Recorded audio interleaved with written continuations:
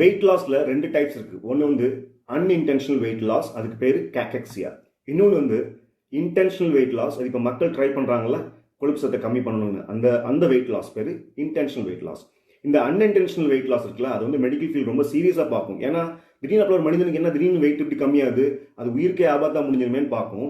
ஆனால் அது இந்த பக்கம் இன்டென்ஷனல் வெயிட் லாஸ் பக்கம் அந்த மெடிக்கல் ஃபீல்ட் இன்னும் ஃபோக்கஸ் பண்ணலை. இந்த இன்டென்ஷனல் வெயிட் லாஸ் வந்து சீரியஸாக தான் போயிட்டு இருக்கு. நிறைய பேர் அன்ஹெல்தி வெயிட் லாஸ் தான் பண்ணிட்டு இருக்காங்க. என்ன கேட்டால் இந்த வெயிட் லாஸ், இந்த பெல்லி ஃபேட் ரிடக்ஷன் இதெல்லாம் பண்ணணும்னு நினைக்கிறவங்க ஃபஸ்ட்டு ஸ்டெப் என்னென்னா, இந்த 100 மீட்டர் அத்லெட்டிக்ஸ் பண்ணுறாங்க பார்த்தீங்களா, 100 மீட்டர்ஸ் ரன்னிங் பண்ணுறாங்கல்ல, அவங்களோட வீடியோஸ்லாம் எடுத்து பாருங்கள். ஆண் பெண் அவங்களோட உடம்புலாம் எப்படி இருக்குன்னு பாருங்கள். அந்த வீடியோஸ்லாம் பார்த்து அது வந்து இன்ஸ்பிரேஷன் முதல்ல எடுத்துக்கோங்க. அவங்கள மாதிரி நம்ம ட்ரைனிங் பண்ண போகிறோமான்னு தெரியல, அந்த மாதிரி ஃபிசிக் நம்மளுக்கு வரப்போதான்னு தெரியல. ஆனால் அட்லீஸ்ட் அவங்கள தான் நம்ம வந்து பெஞ்ச் மார்க்காக வச்சு ஃபஸ்ட்டு ஸ்டெப் எடுத்து வைக்கணும். 3 இயக்க சக்திகள் இருக்குது. ஒன்று வந்து நம்ம உடம்ப வந்து ஓவர் வெயிட் ஆக்க ட்ரை பண்ணும், அது பேர் வந்து எண்டோ. இன்னொரு சக்தி வந்து நம்ம உடம்ப வந்து எக்ஸ்ட்ரீமாக அண்டர் வெயிட் ஆக்க ட்ரை பண்ணும், அதுக்கு பேர் எக்டோ. இந்த ரெண்டு சக்தியும் வந்து ஒரு மாதிரி பேலன்ஸ் பண்ணி கொண்டு போகிறதுக்கு நம்மளுக்கு நடுவில் ஒரு சக்தி வேணும், அதுக்கு பேர் மீசோ. இது ஃபிட் பாடியில் பார்த்தீங்கன்னா அந்த மீசோ சக்தி தான் நிறைய இருக்குது. அதுக்கு அடுத்து செகண்ட் பிளேஸில் வர்றது எக்டோ, தேர்ட் பிளேஸில் இருக்கிறது வந்து எண்டோ. இப்போ ஓவர் வெயிட் ஆனவங்களோட உடம்புல பார்த்தீங்கன்னா இந்த எண்டோ சக்தி தான் அதிகமாக இருக்குது. செகண்ட் பிளேஸில் இருக்கிறது மீசோ. அந்த உடம்பு ஒல்லியாக வச்சுருக்கிற சக்தி வந்து ரொம்பவே கம்மியாயிருது. அதனால தான் அவங்களுக்கு வந்து வெயிட் லாஸ் பண்ணுறது ரொம்ப கடினமாக இருக்குது.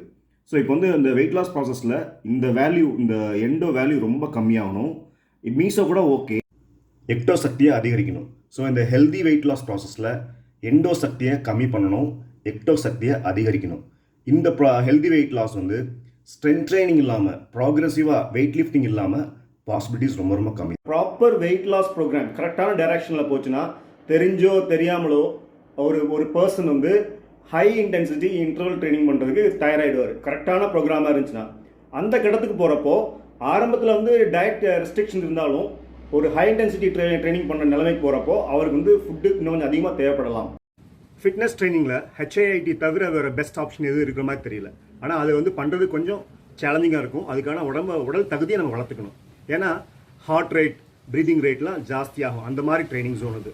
இந்த HIIT ட்ரைனிங் வந்து வெயிட்ஸ் வச்சு பண்ணலாம், வெயிட்ஸ் இல்லாமல் பண்ணலாம், சைக்கிளிங்கில் பண்ணலாம், ட்ரெட்மில்லில் பண்ணலாம், வாக்கிங்கில் பண்ணலாம், ரன்னிங்கில் பண்ணலாம், ரன்னிங் மிக்ஸ் பண்ணி பண்ணலாம். இந்த மாதிரி நிறைய வேரியேஷன்ஸ் நம்ம வந்து டெவலப் பண்ண முடியும் இந்த HIIT ஃபார்மெட்டில். இந்த HIIT ஒர்க் அவுட் பண்ணுறதுனால கிடைக்கிற 10 மேஜர் பெனிஃபிட்ஸ் என்னென்ன அப்படின்னு சொல்லி ஒரு வீடியோ அப்லோட் பண்ணியிருக்கேன், அதையும் பாருங்கள்.